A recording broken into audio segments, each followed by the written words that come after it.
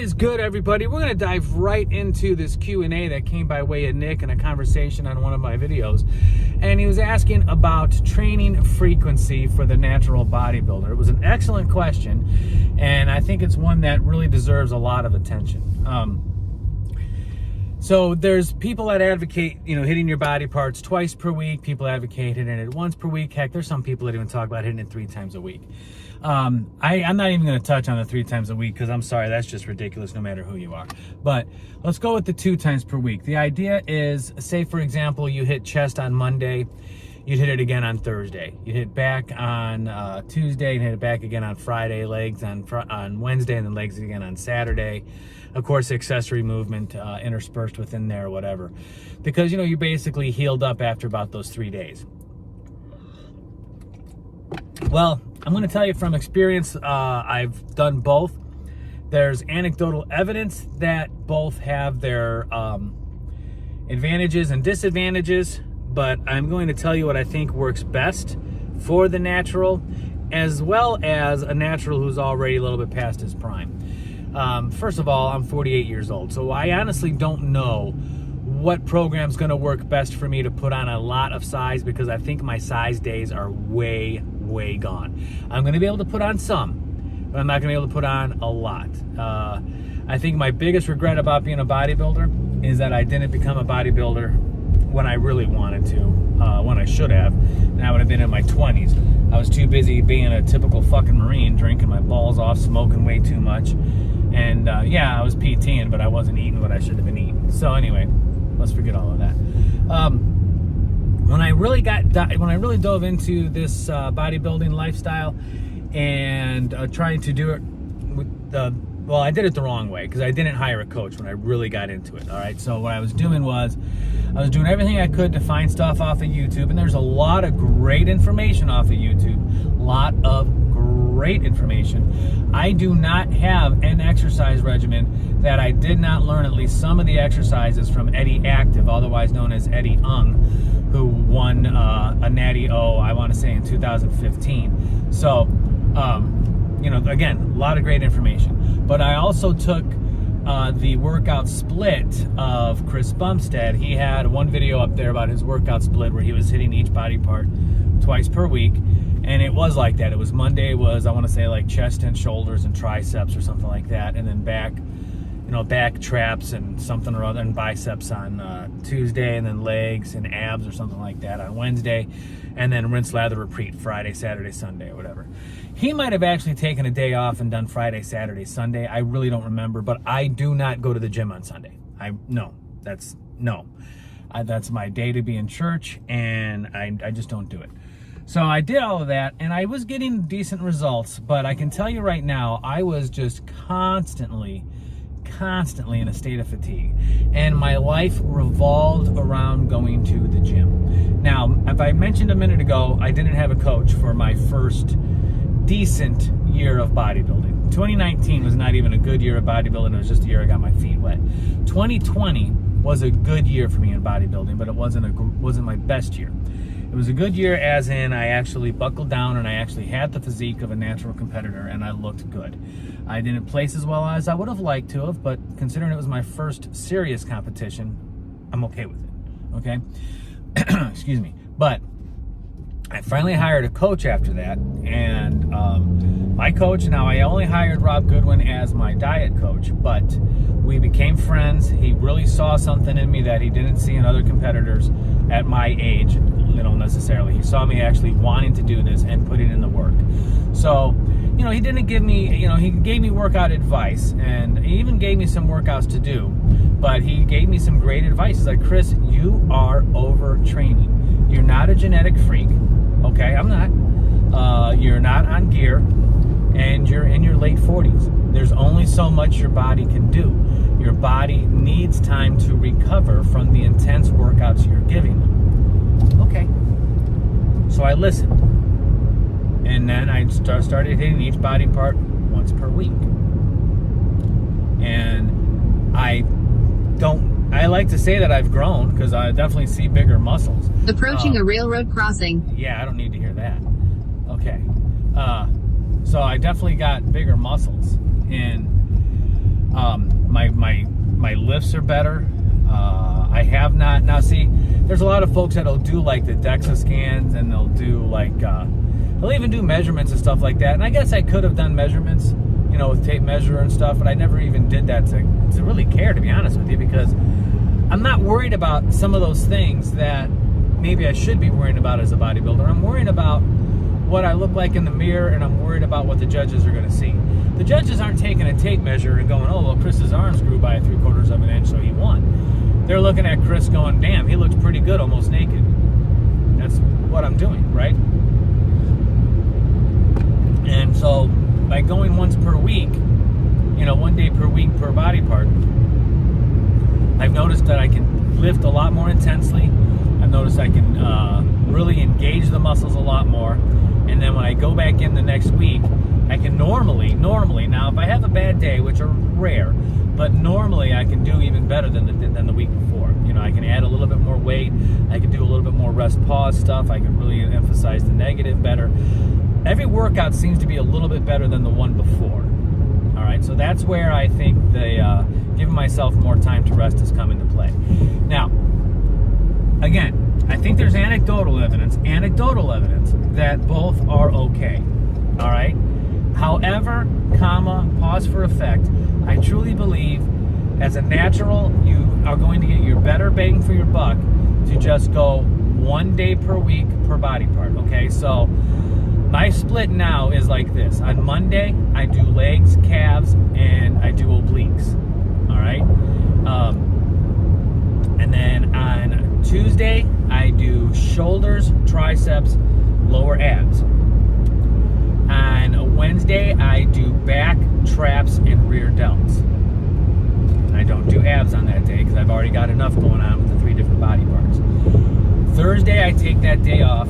Friday, it's chest, and then curls for the girls. I'm joking, but that's the same, curls for the girls, right? And then curls, right? And then I do upper abs. I probably could make abs their own particular day, but then that means I'm going in on a 5th day, and I really want to have some time to chill. All right? Now, the other thing I've incorporated recently, and it's been a game changer, is doing high-intensity training. High-intensity training. Look up Mike Mentzer, look up Paul Kruger, look up Rob Goodwin, look up John Hart, look up Dorian Yates for the high-intensity training. Again, anecdotal evidence for high-volume training being effective, anecdotal evidence for high-intensity training being effective, and I'm sure there's scientific studies to show that both are more effective than the other. All I can tell you is the evidence, I think the evidence is I think that the evidence is clear that training stimulus works. All right? If you do high volume, I believe there's going to be a benefit to it. If you do high intensity, I believe there's going to be a benefit to it. But let me ask you this. How many hours in a day do you have to devote to being in the gym? All right, when I was doing high volume training in my first, like 2020, 2019 time frame, I was getting up at 3 in the morning to go to the gym. Okay? 3 in the morning to go to the gym. I would do my 2 hours of training, and I would do my 1 hour of cardio. I was in there for 3 hours. I loved every minute of it, but I was in there for 3 hours. Now I do high intensity training. I am done, including my cardio of 30 minutes. I'm done in less than an hour. Okay? So I'm going to take Monday, for example. We're doing legs, right? I'm going to do supersetting. First, I'm going to do a little bit of a warm-up of the main moving exercise, which is either going to be squats on a Smith machine, because I'm with myself, or leg press. So I'm going to do one warm-up of just that exercise. Then I'm going to do the main exercise. Main exercise is going to be leg extensions, followed up with either the leg press or the squat. I'm doing the pre-exhaust method. Whether or not there's any science behind it, I like it, and that's good enough. I'm going to do the leg extension and that. I'm going to do 1, maybe 2 sets of getting ready to kick my ass on that, and then I'm going full bore on that last set. That last set, all right, now first of all, I'm not using momentum in my lifts. I am making love to that movement. So my leg extensions are nice and deliberate. I'm going to hold it for a second or two, maybe even longer. Slowly bring it down. Slowly bring it up. Slowly bring it down. My muscles, I want them to burn. All right? Then when I'm doing the squats or the leg press, same thing. And I'm not necessarily going for a set number. Although with legs, I try to go into the higher rep range, 12 to 20. But I'm going to make sure that that last rep is honestly the last rep I can do in that exercise. And then sometimes, if I'm feeling really squirrely, I might employ some other stuff. I might do some rest pause, where I will take that set to failure. I will stop, give myself 10 seconds, and do maybe another 1 or 2 reps to failure. Stop, rest for 10 seconds, and do it again. I want to know that I have really given myself the hardest test of time that I could while I'm there. And then my cardio, 30 minutes walking on a treadmill, reading a Kindle. And look, there's days I can't even do that because I've beat myself up so bad on those weights. And when that happens, all right, whatever. I'm gone. I'm going to hop in the shower and go to work. But I'm done in an hour tops. All right? I'm also going to do some Romanian deadlifts and leg curls and calf raises and stuff like that. But it's the high intensity, and it's 1 day per week of each body part. I get plenty of stimulation to get my muscles to know that they need to grow if they want to survive. Because that's the only reason why your body is going through hypertrophy. It's you're given a stimulus. Your body itself doesn't know what's happening. All right, your quadriceps don't know that Chris is doing leg extensions and squats. Your quadriceps just know this hurts, this sucks. I don't want this to suck anymore, so I guess we're going to have to grow so we can handle this stimulus. And then when they do grow and you can handle that stimulus, now you put more stimulus on. And now your quadriceps are going, this sucks, we really hate Chris, but we have to live with this dumbass, so we're going to grow so that way we can handle this stimulus. Man, is he ever going to stop doing this? This son of a bitch. Okay, let's grow some more. And the same with every other body part. All right? So, now let's say you're on day 3 or day 4 of after hitting legs. All right? And you say, yeah, I could probably do this again. And maybe you could do the exact same amount of weight, maybe a little bit better. What's wrong with giving yourself just that little bit extra couple of days to rest on those muscles so that now you know you're fully recuperated and you can really smash it? How many times have you gone back to hit legs or chest or shoulders or what insert body part here and you're not ready? All right? By show of hands, pretty much everybody watching this video can say that unless they've already employed a 1 day per week for body part. All right? So I hope that answers the question. Now, again, there's going to be people that might comment below saying, well, I do this and it works. Look, I'm not here to convince you that you have to do a certain thing a certain way.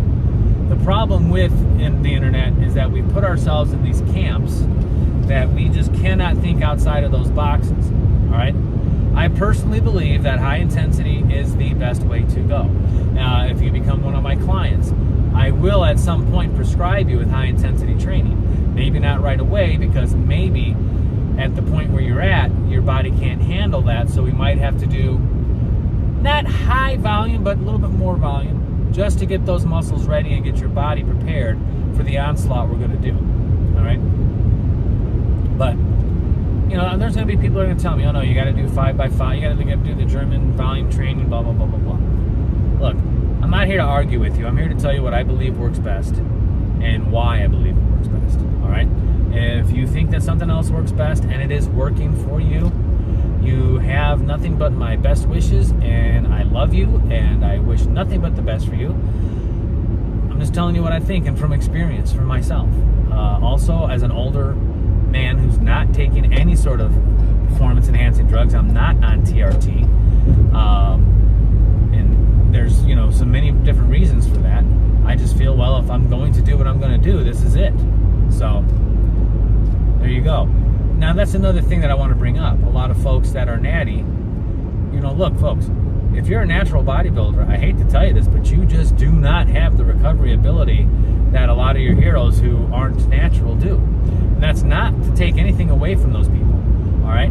I totally get it. If you're in the ranks of IFBB and you're standing to become a multimillionaire, I have a feeling you might trend hard, eat clean, and never give up. I get that.